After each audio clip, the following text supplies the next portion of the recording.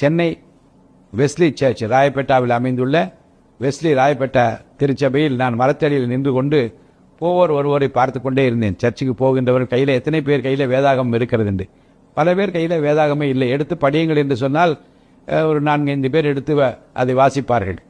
ஏன் பைபிள் அவர்கள் கையில் இல்லை என்று நான் வினவத் தொடங்கினேன். சிலருக்கு எடுத்து வர பிரியமில்லை, பார்த்து படிக்க பிரியமில்லை. சிலர் பைபிள் இல்லை என்று சொன்னார்கள். இல்லாதவர்கள் ஏன் கொடுக்கக்கூடாது என்று எண்ணிக்கொண்டு நான் ஒரு உறுதி எடுத்தேன். தமிழ்நாடு முழுவதும் பைபிள் இல்லாதவர்கள் யாராக இருந்தாலும் கையிலே ஒரு வேதாகமத்தை தர வேண்டும் என்று உறுதி எடுத்தேன். ஒரு 50 பைபிள் தரலாம் என்று நான் எண்ணிக்கொண்டு ஒரு வேண்டுதல் வைத்துவிட்டு வீட்டுக்கு வந்து என் மனைவியிடம் சொன்னேன். அவர்கள் சொன்னார்கள், 50 பைபிள் என்ன விலை போகும் என்று கேட்டார்கள். இப்போது 80 ரூபாய் என்று பைபிள் சொசைட்டியிலே கொடுக்கிறார்கள் என்று சொன்னேன். 50 என்றால் 4000 ரூபாய், தாராளமாக நாம் செய்து விடலாம் என்று சொன்னார்கள்.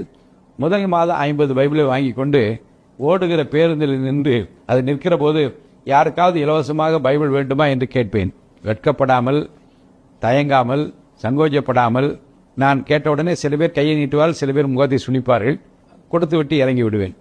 கடற்கரைக்கு போவேன், ஜனங்களை நோக்கி ஓடுவேன், நிற்பேன், கொடுப்பேன். இது எங்கே இந்த பழக்கம் வந்தது என்றால், அம்பத்தூர் மகா கணேசா பள்ளியில் நான் 5ஆம் வகுப்பு படிக்கிற போது கிளாடிஸ் செல்வநாயகி என்று எனக்கு நல்ல ஆசிரியை ஒருவர் வந்தார்கள். அவர்கள் அந்த காலத்தில் இப்போதெல்லாம் பண்ண முடியாது. அந்த காலத்தில் என்ன செய்வார்கள் என்றால், எல்லா மாணவர்களும் முழங்கால் போட சொல்வார்கள். அவர் நாகர்கோவிலை சேர்ந்தவர்கள். முழங்கால் போட்ட உடனே அவர்களே ஜெபிப்பார்கள். அப்புறம் திடீரென்று கேட்பார், யார்டரா பைபிள் இருக்கு என்று கேட்பார்கள். அப்போ நாங்கள் யார்கிட்டும் பைபிள் கிடையாது. நான் சொன்னேன், அங்கே ஒரு அண்ணாச்சி கடை இருக்கிறது, அவர் அதை மேலே சொருகி வைத்திருப்பதை நான் பார்த்திருக்கிறேன். நான் அந்த கடையில் போய் வாங்கி வரட்டுமா டீச்சர் என்று கேட்டு, வாங்கிட்டு வாடா என்று சொன்னார்கள். நான் ஓடி போய் அந்த அண்ணாச்சி தான் கேட்பேன். அவர் பைபிள் கொடுப்பாரு, இங்கே வந்து வாசிப்போம், அப்புறம் கொண்டு போய் அண்ணாச்சி தான் திருப்பி கொடுத்து விடுவேன். சில நேரம் கடை மூடி இருந்தால் டன்லப் கம்பெனியில் வேலை பார்த்த அண்ணன், எங்கள் திருச்சி அம்பத்தூர் கிருஷ்ணநாதர் ஆலயத்தைச் சேர்ந்த அண்ணன் ஜெயராஜுடைய துணைவியார், அவரிடம் ஓடுவேன். அவர் வீட்டிலிருந்து பைபிளை தருவார்கள். வந்து கிளாஸில் படிப்போம், திருப்பி கொண்டு போய் கொடுத்து விடுவேன். அந்த கிளாண்டிஸ் டீச்சர் அம்மா வந்து, நீங்கள் சாதாரணமாக எண்ணக்கூடாது, அவ்வளோ வைராக்கியமாக கிறிஸ்துக்குள் எங்களை எல்லாம் வழி நடத்துவதற்கு முயற்சி எடுத்தார்கள்.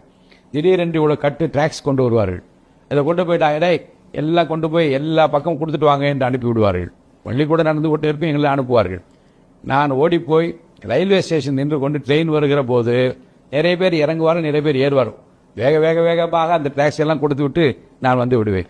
அப்போ 2004 பைபிள் 50 பைபிள் கொடுப்பதற்காக நான் கடற்கரையில் இருக்கிற போது அப்போ ஓடி ட்ராக்ஸ் கொடுத்து அந்த நாட்களை நான் நினைத்துக் கொள்வேன். அந்த ட்ராக்ஸ் ஊழியம் எப்படியெல்லாம் ஆத்துமாக்களை ஆதாயப்படுத்தியது என்பது எனக்கு நன்றாக தெரியும். அதுக்கு பின்னாளில் இந்த 50 பைபிள் நான் கொடுக்க ஆரம்பித்த போது அதை வாங்கி கொண்டவர்கள் பலர் எனக்கு